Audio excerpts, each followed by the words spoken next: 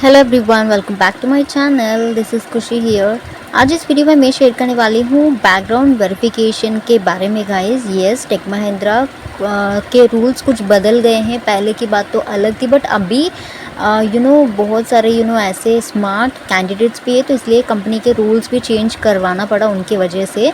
तो यहाँ पे काफ़ी सारे लोगों को ऐसे बैकग्राउंड वेरिफिकेशन का मेल्स रिसीव होते हैं, इवन दो दे आर काफ़ी टाइम पहले ज्वाइन हो चुके हैं, उन लोगों को भी ऐसे मेल्स रिसीव होते हैं। ये ऑब्वियसली तो पहले ही होता है कि हम ज्वाइन होने से पहले कुछ डॉक्यूमेंट्स कंपनी पूछता है, तो उसके बाद हम दे देते हैं। होता है तो होता है, इफ़ नॉट बैकग्राउंड वेरिफिकेशन में कुछ ऐसा कुछ हो जाता है, फेल हो जाता है, तो कंपनी हमको जॉब प्रोवाइड नहीं करता, राइट। बट ये कुछ लोग 3 मंथ्स 4 मंथ्स 6 मंथ्स वर्क करने के बाद भी उनको मेल्स भेजा जा रहा है। Tech Mahindra, Teleperformance and दूसरे भी कोई कंपनीज यहाँ पे क्यों भेज रहा है, अगर आपको नहीं पता वीडियो पूरा एंड तक ज़रूर देखना गाइस।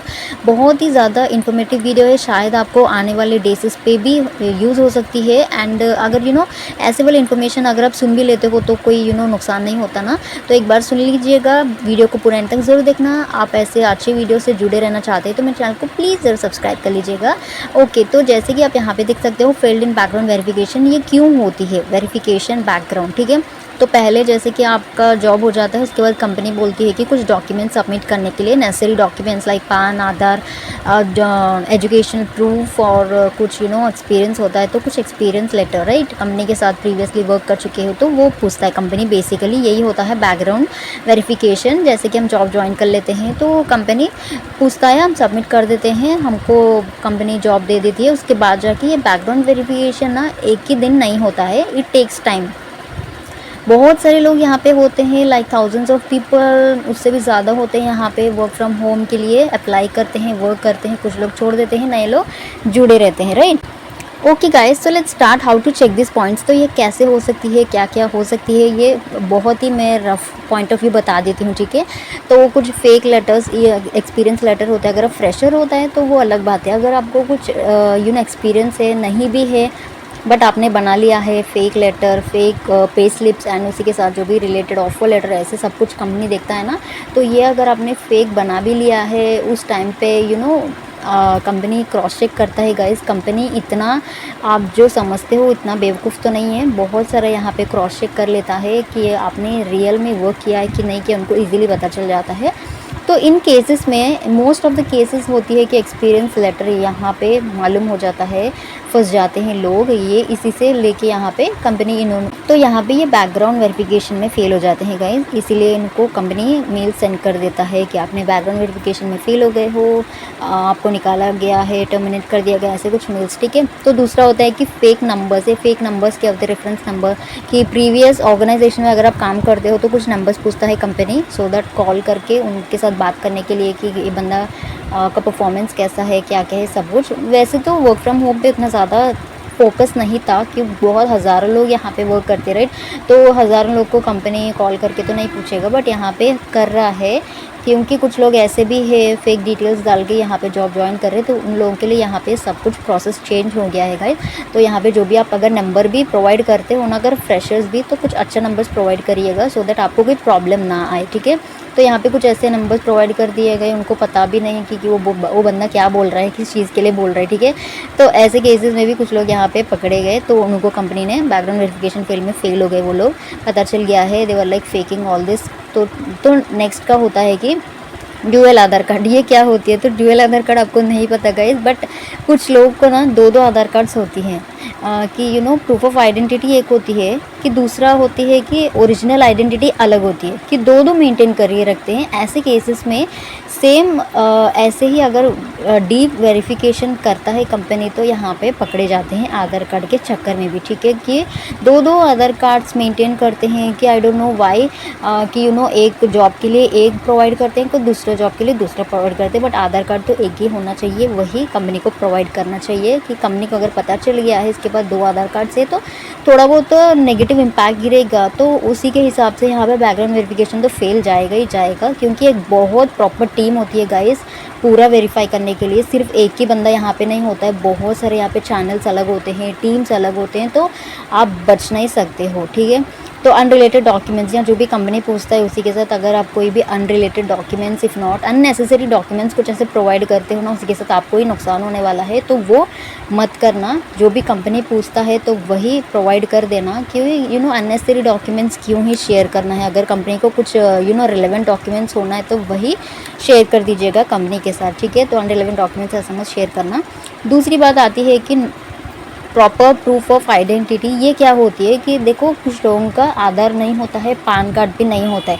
कुछ लोग ऐसे भी होते हैं गाइस, इफ़ नॉट पैन होता है, सॉरी आधार होता है, पैन कार्ड नहीं होता है। बट आजकल मैंडेटरी ये हो गया है कि पैन कार्ड रहने से ही कंपनी एक्सेप्ट करती है आपको जॉब देने से। तो यहाँ पे कुछ लोग सबमिट ही नहीं करते, वो सब कुछ सबमिट कर देते हैं when it comes to PAN and Aadhaar, if not PAN card. तो बोलते हैं कि अप्लाई कर लिया है सर, हमको आने वाला है, अभी कल सबमिट कर दूंगा, परसों सबमिट कर दूंगा, ऐसे बोलते हैं ना, रीजंस कुछ ऐसे बहाने बोल देते हैं। प्रूफ ऑफ आइडेंटिटी कुछ नहीं होता उनके पास, कोई उसके प्लेस में कोई दूसरा आइडेंटिटी प्रूफ सबमिट करते हैं तो वो कंपनी एक्सेप्ट नहीं करेगा। तो ऐसे केसेस उतना ज़्यादा कंपनी प्रेफर नहीं करेगा ऐसे कैंडिडेट्स को। तो इसलिए यहाँ पे बैकग्राउंड वेरिफिकेशन इनका फेल होने वाला है। दूसरा, coming to the next one is like doing dual job guys. इस पर मैं डिटेल वीडियो बना चुकी हूँ, बहुत ही ज़्यादा इन्फॉर्मेटिव वीडियो है। काफ़ी सारे लोग ये प्रोसेस कर रहे हैं, फंस गए हैं, कंपनी के साथ टर्मिनेट भी हो चुके हैं, टर्मिनेट नहीं ब्लैक लिस्टेड हो चुके हैं। अगर आप देखना चाहते हैं आई बटन पे रख देती हूँ, समवेयर हियर, यहाँ कहीं पे डिस्प्ले होता है तो देख लीजिएगा आप, ठीक है। तो डूइंग डुअल जॉब ये क्या होती है? तो गाइज़, कंपनी का रूल के हिसाब से अगर आप फुल टाइम जॉब करते हो तो कंपनी के साथ ही आपको काम करना पड़ेगा। फुल टाइम के टाइम पे, मतलब जो भी टाइम होती है ना कंपनी के टाइम पे दूसरा कोई जॉब करता है तो कंपनी एक्सेप्ट नहीं करेगा। It is against the companies rules regulations and policies, right. तो उसी हिसाब में अगर आप ऑफर आपके जो भी जॉब होने के बाद कर लेते हो, दैट्स कम्प्लीटली डिफरेंट। कंपनी को कोई इससे लेना देना नहीं है। कंपनी के वर्किंग आवर्स होने के बाद आप जो भी कर सकते हो, बट कंपनी के वर्किंग आवर्स टाइम पे कोई दूसरा सेम वही जॉब अगर आप 15,000 के लिए वर्क कर रहे हो तो दूसरा जॉब भी 15,000 के लिए आप करते हो तो ये लीगल नहीं है। तो ऐसे वाले केसेस पे भी कंपनी को पता चल जाता है कि आप दो जॉब्स कर रहे हो एक ही टाइम पे, तो वो केसेस में बैकग्राउंड वेरिफिकेशन होती है गाइस। तो यहाँ पे आपका जॉब जाने वाला है, यू ब्लैक लिस्ट किया जाएगा आपका profile. Okay, so the background verification for the next one is comes like a work done by the other person. तो यहाँ पे it's like a work from home. तो यहाँ पे विजिबली कोई यहाँ पे देखता नहीं है। तो what in the cases the persons do is like, अगर उनके कजन्स हो, इफ नॉट इन फ्रेंड्स कुछ भी हो सकते हैं, तो यहाँ पे वही जॉब वही वर्क कोई दूसरे पर्सन के साथ करवाते हैं तो भी यहाँ पे बैकग्राउंड वेरिफिकेशन में ऐसे कुछ बैकग्राउंड वेरीफाई करते हैं सब कुछ, तो यहाँ पे इनको जॉब से निकाला जाएगा। Because this is the job company आपको दिया है तो आपको ही यहाँ पे काम करना पड़ेगा। तो they were no other person suppose to do your job, right.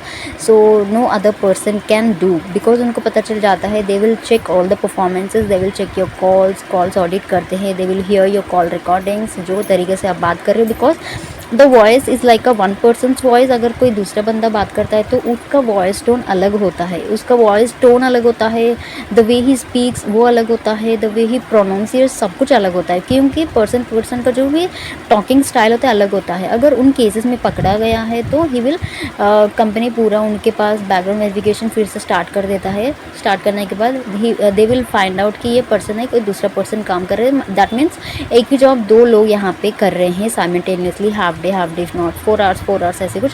तो ऐसे केसेस में भी बैकग्राउंड वेरिफिकेशन करके यहाँ पे कंपनी उनको निकाला दिया जाता है।